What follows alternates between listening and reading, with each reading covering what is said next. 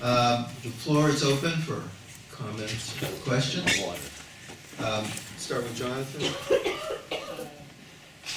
Thank you for the exciting, intellectually stimulating papers. A couple of quick comments to Robbie regarding, and maybe Mark will pipe in about this, regarding, Agadah or Midrash versus Halakha, and whether it was Baal Peh or Bichtav, with the two-finger system, the one finger. There are rabbinic sources that talk about Agadah being different. So I don't know how that plays. None of these comments affect the major thesis, it's just some observations. And then the other thing is the question of whether annotation or glossing is related to written text or not. We have significant evidence amongst the Geonim of annotation and glossing of oral text. This is a conception developed by the late Shrak Abramson, which you probably knew. Even though I'm related to him, I never met. It's true. But about how accompanying the halachic text was some other parallel text that explained or was some annotation to the text. And Danzig, our colleague, wrote a magnificent piece recently in the Feldblum memorial volume addressing this and building also on Avraham Weiss that maybe the Mimrot and Stama Digmara were oral annotations of the later and earlier. So I just wanted to comment on the relationship of annotation to writing or not. The last thing is that I just wrote something about, and I'm trying to find on the internet what I called it, I forgot, different ways of reading contextually amongst the Rishonim, a recent article that I published, and I'd love to talk to you about it because we live across it's the street from one another. our offices are across the hall from each other. But we How to come to this conference? well, it's the center of the world, so we have to come to see. But I talk about Rashi and how he contextualizes his reading of Sugyot or not. So anyway, thank you very much. Well, so Yeah. 3 responses Yeah. to 3 observations Yeah. and questions. I don't know if it reaches.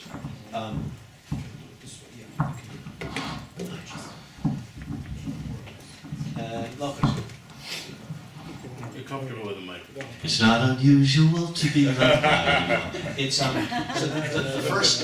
the first one is that the best example of the first question you asked about the references, the distinction between halakha and agadah, in these commentaries at least, is Rashbam and his repeated observation, most famously at the beginning to Parshat Mishpatim, that he will pursue the methodology of reading that he has espoused, even with regard to biblical law.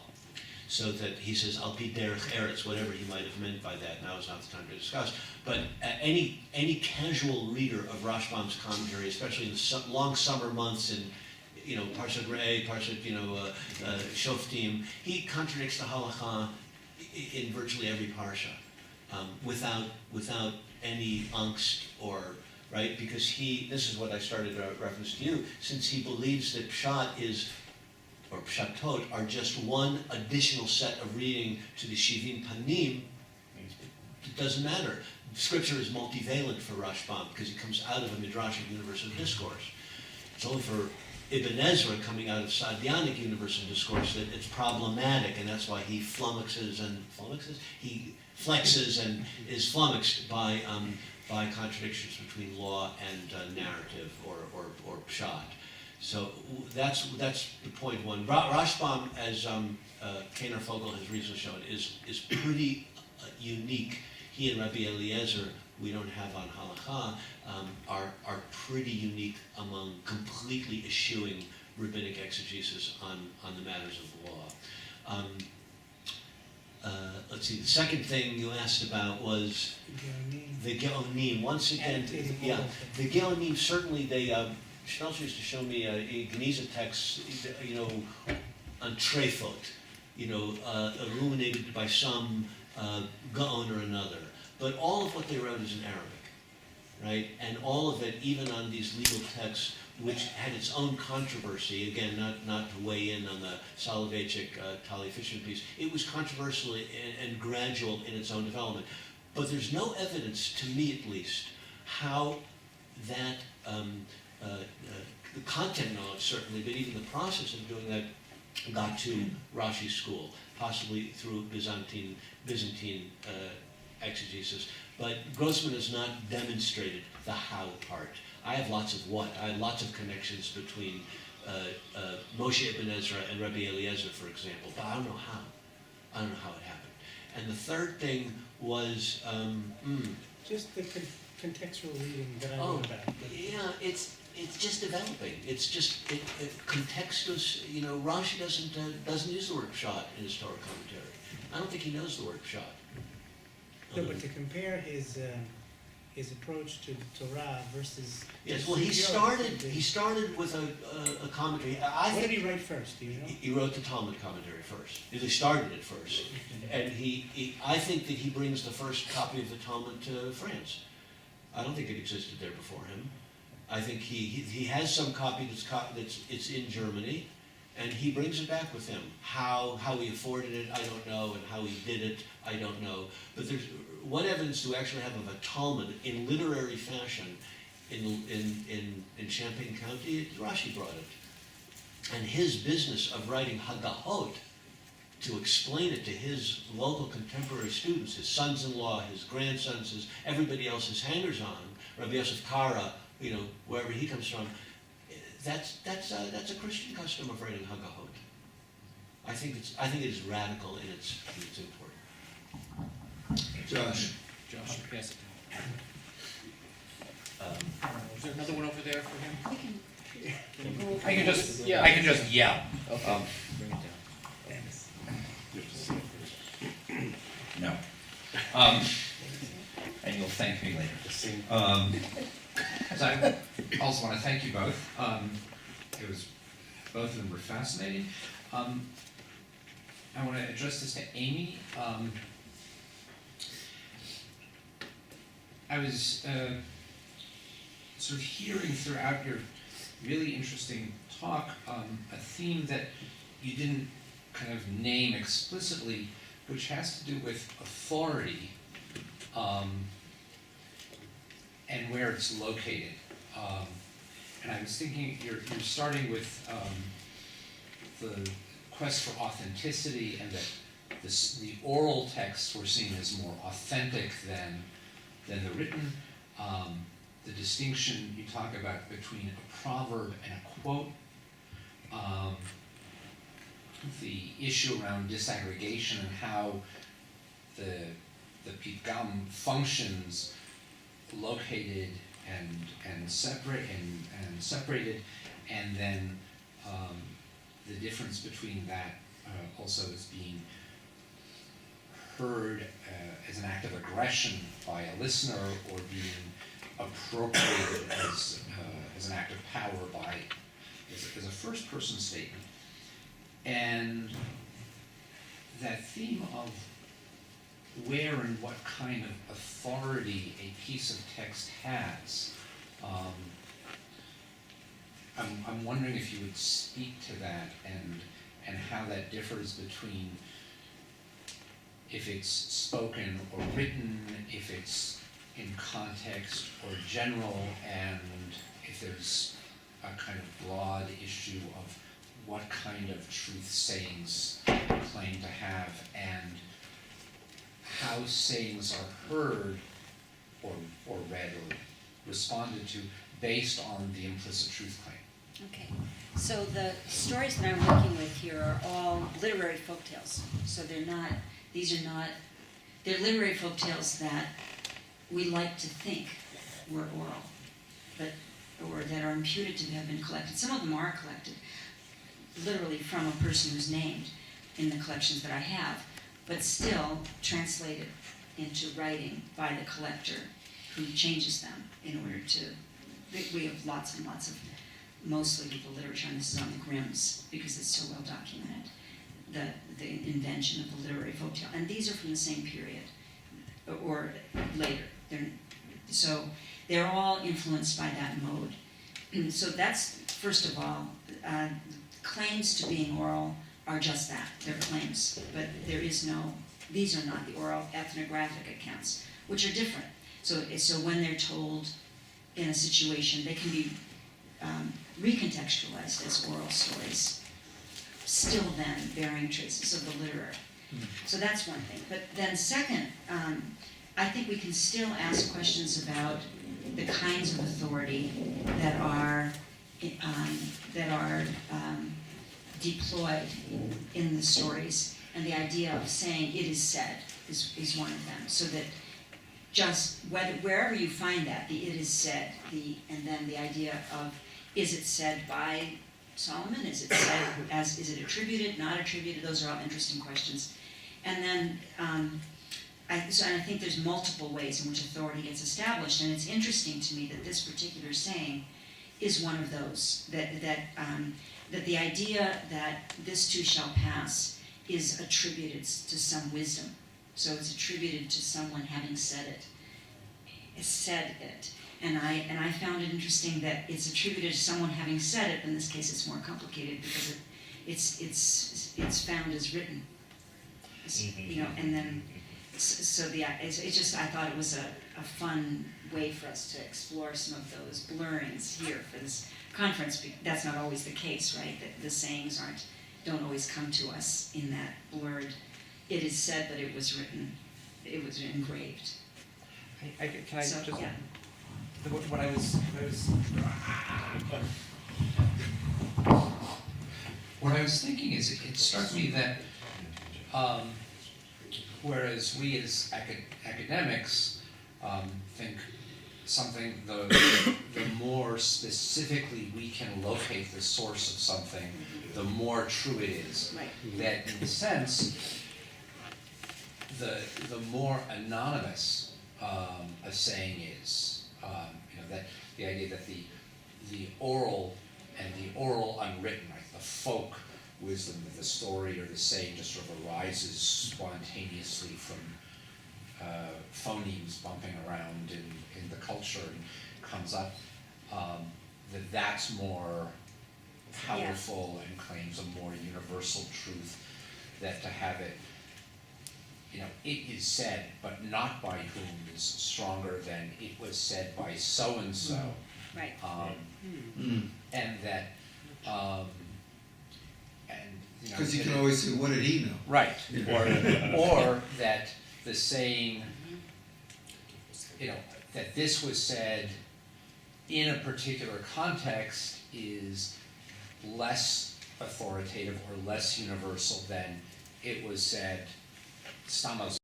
And I think it's genre-based, so I think that some genres work that way, and the proverb is one that does. So the proverb is one that works by that kind of anonymous source, unless it's sometimes attributed to a religious source sometimes. But that's it. The narratives don't work that way. So narratives, especially when we find these folk tales, and it's interesting to look at the collections of tales and how the same motifs might be rearranged and how they get applied to different places. You hear it's not just a story of anybody with a donkey, but Rabbi Akiva with a donkey.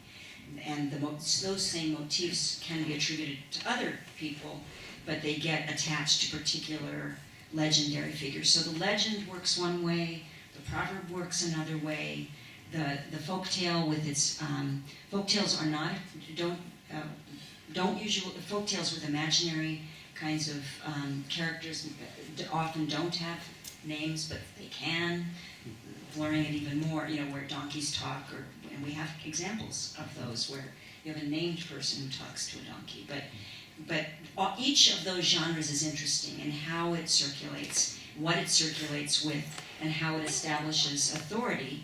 And that I find that very interesting. And you're absolutely right that there is that interest. Now, folklorists, starting in the 1800s or earlier, probably earlier, have been interested in trying to pin down the circulation of tales by finding these motifs and attributing to them to different places.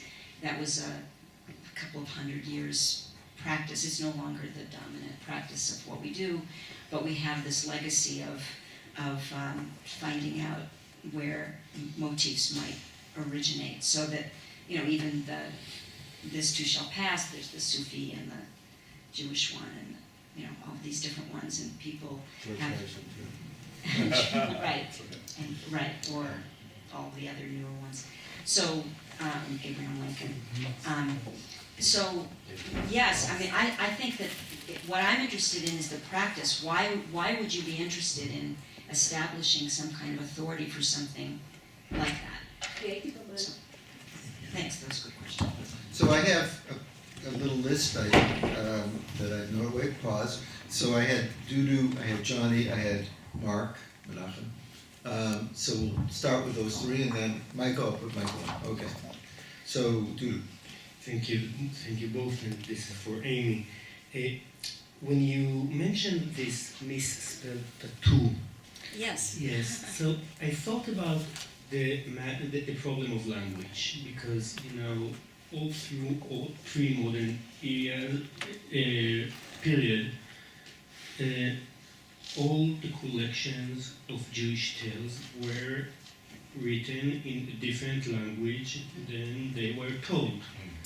So, what do we do with a Hebrew proverb when we tell this folktale?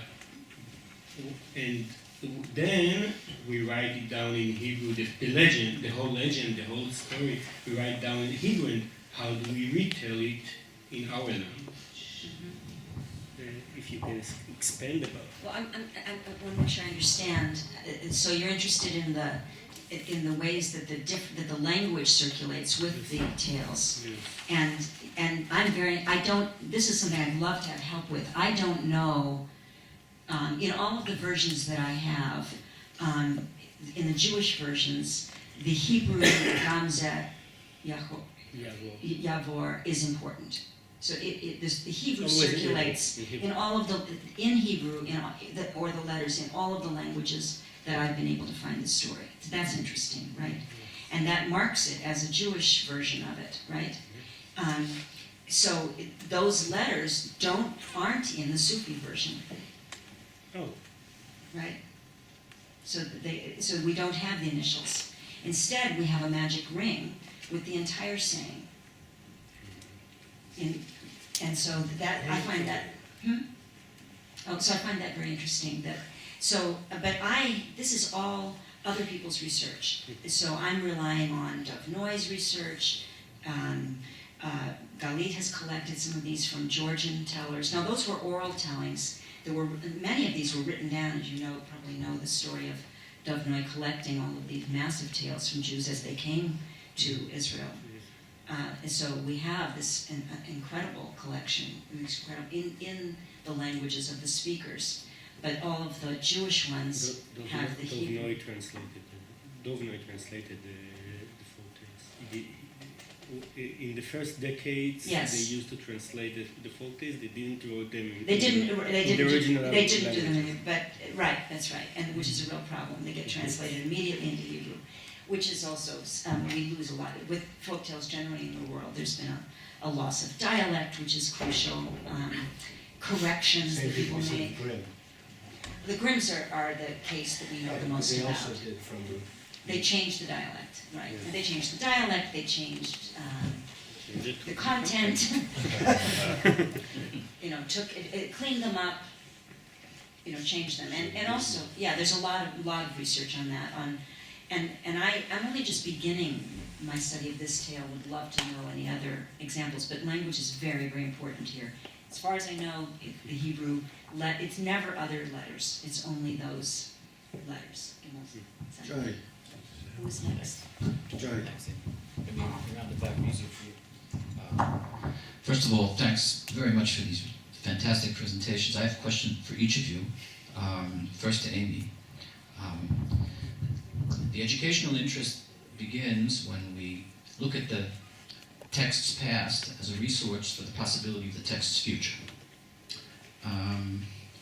And one of the things I heard from you, and tell me if this is right, that there's a connection between the length of the tale and its possible banalization. Shorter ones get banalized more easily, maybe. Well, you can have the riddle and I have very short versions that have the riddle. Mhm. The place where it gets shortened is often, that we don't hear too much about the travels of the rain. Okay. So I'm interested in what you mentioned, the difference between enigmatization and banalization. Oh, now that's... Seems to me for yeah. the purpose of education, enigmatization is better.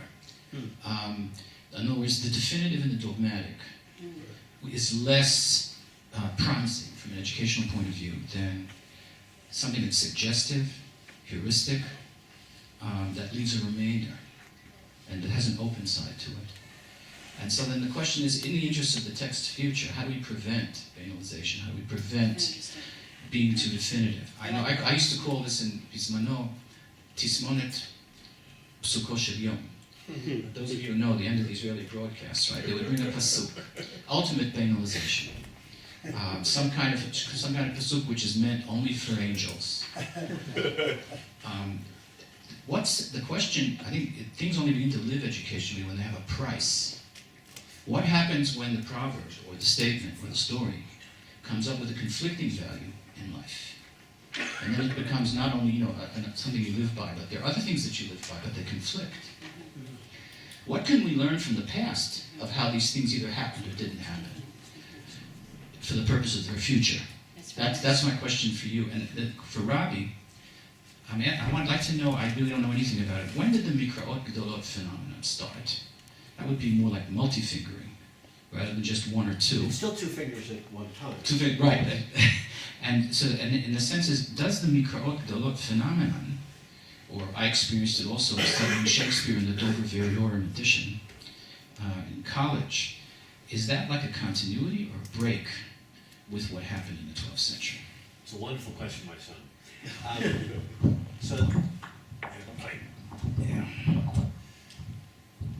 When you say the Mikro-Gedolot phenomenon, of course, the Mikro-Gedolot per se is a 16th century phenomenon, long after printing, the second generation or third generation of printing.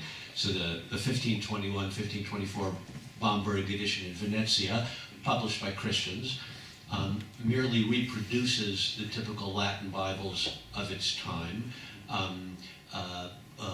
Both of them having their analog in the way church canon law or Roman law was studied in the Bologna academies with its analog in the Bavli, text in the middle, ad locum running commentary in the middle, text critical commentary in the outside column, etc. A more interesting question to me is, at what point does the kind of incipient Mikro-Gedolot develop in the period after the 12th century? And this sort of goes to the questions that slipped to me, David, right? So Grossman has pointed us repeatedly to the early 13th century commentary, Rashi's commentary on the Pentateuch, that is Leipzig Hebrew manuscript number 1, and that manuscript has, if one looks at it just casually, one immediately sees it looks like a Mikro-Gedolot, in the sense that it's got text, it's got Targum, it's got Rashi, and most significantly for historians of Rashi's commentary, it's got the collected notes on Rashi by Reb Shmai, Rashi's secretary. And if one believes, this is a question, but one could at least state it, if one believes the claim of the writer of the scribe, a Rebbe Makir, he claims to have reproduced exactly the commentary form, the Machberet, that Reb Shmai himself had copied from the master. If one then goes on and looks at the way that those notes work their way into editions of Rashi's commentary, both in manuscript and written form, one can just get a small glimpse of the difficulty in understanding, what it was that Rashi wrote. Rashi, we know, wrote commentary notes. We know that he rewrote them at various points throughout his life. A quick way of accessing that is in the Cheskel volume of the Mikro-Gedolot, the Keter, in the fine note written by Jordan Penkower, and basically everything that Jordan has written on the subject. I think that answers your question. But except for one point, you seem to hint that in the 12th century, there's a change in the phenomenology of reading. Correct. As a result of this. does the Dolot phenomenon continue that change, alter that change, make any other qualitative change in the phenomenon? So by the time the Mikro Gedolat, and again, we're really talking about Second Bomberg, Valhalla, so it already has Ramban. So once Ramban gets thrown into the mix, it's a completely different ballgame. A ton, because Ramban, of course, accesses the same kind of school of thought that will result in the Zohar within a generation, and that has a consistently and completely different hermeneutic than any of the great 12th century Pashtanim. So trying to make Rashbam, Ramban, Sforno et al. Cohere with the biblical text was left in Nechama, Zichronah Livracha, who read the Mikro Gedolat synchronically. Right? That's my major. I have a continual battle with a colleague of mine at JTS, Walter Hertzberg. Wonderful, wonderful teacher. And Walter basically teaches synchronically. He teaches Torah with commentaries. He does it very well. So my battle with him is, but they're from different walks of life, different methodologies, different. You can't mix them on the page like Nechama did. I mean, she did it very well too. That's the difference between the legal historian and the judge. Michael, Mark had to go teach. Okay. He did not walk out. Did he leave his question behind him? He did not. I have a question also about you. Imran, I wanted to ask you, when you talked about how the proverb can become offensive in certain contexts, and I wondered if the original framing of the proverb in the story was predicated on a belief in an afterlife, so that everything passes, sic transit gloria mundi, the memento mori, everything passes, and that when the proverb is translated into a world in which that is not an assumption or is not actively believed by people, then it becomes problematic. And I want to ask Robbie if whether there's a rise of this kind of commentary, is there also a fall, a rise and a fall? And if there is a fall, what accounts for it? So I'm going to answer both of the questions I got Can you together. answer my question also? No, absolutely not. I'm in awe of your paper. I'm in So- all of yours. So I mentioned the afterlife of stories, and I have a footnote I'm alluding to. I was playing with that a bit, with the afterlife of stories and the afterlife that's present in this narrative. I do think that, and I do think that without that theological premise, the story does fall apart. I also, though, wonder if the relationship between riddle and proverb, if you sustain the relationship between riddle and proverb, if you can sustain something other than the cliched, it's not true, right?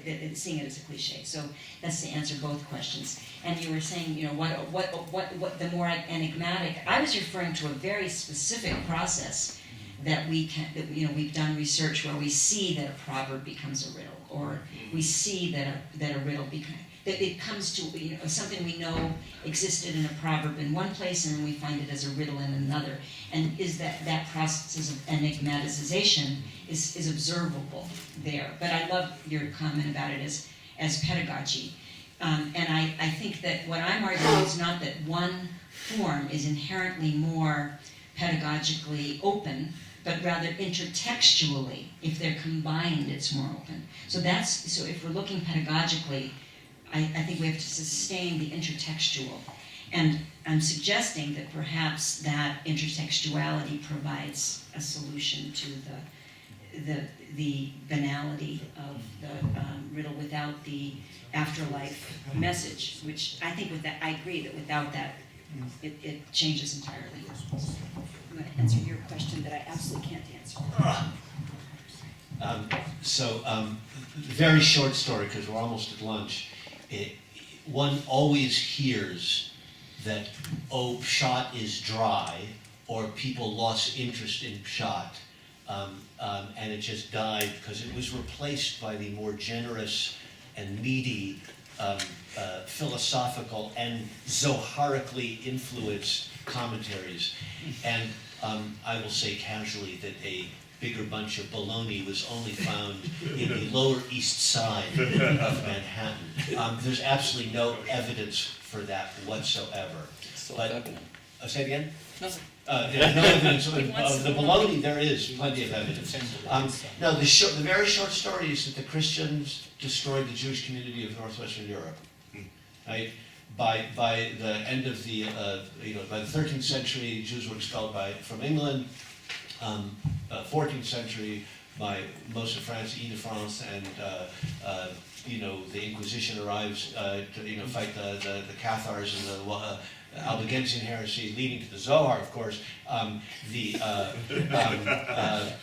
There's just ongoing conversation. Yes, there's just very little that's left of the Jewish community, and yes, other trends in exegesis continue more popularly elsewhere, but the Northern French Pshat and even our fondest memory of the Mediterranean Pshat represented by Saadia was Ibn Ezra, who also wrote in Italy and France. It all dies out basically after that. There are some odd occasions of who gets printed, but Rashbam survives in a single manuscript, now lost since World War II. Although my teacher Sari Effet has recovered or claims to have recovered, it's a big controversy, commentaries on other biblical books. Rabbi Eliezer survives in a single manuscript in Oxford, Bechor Shor, one single manuscript. So most of the results, the fruits of Pshat died when the Jewish community was destroyed.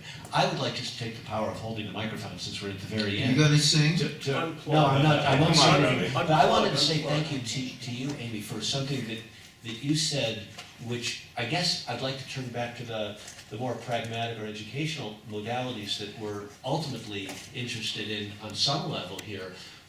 Yesterday, somebody mentioned Schwab. So I am married to an educator, so I am duty-bound to mention Schwab also here, is in the end of your presentation, you talked about the person, the judgmental person who would say Gamze Yavor to a sick person or a person who had suffered trauma or something, which is so egocentric as to be offensive in the greatest scheme of things. And from what I've learned about Schwab is that person, that putative person, violates the norm of, four-leveled or four-tiered teaching. One, we academicians often only think of our subject matter, and that the students are there to suck it up in many concepts of that phrase. But we have to think about them, and we have to think about the milieu, right? We have a lot of things to think about. So the person who would say such an ugly thing with the best of intentions, is just so problematic. And I would hope that none of us as teachers would, and conveyors of all of our respective disciplines would forget that that is me functioning as rabbi at the end. We shouldn't be that way. Amen. Okay, thanks for wonderful presentations, wonderful responses, and it's just hanging together in a beautiful, organic way. Now we have some more organic products.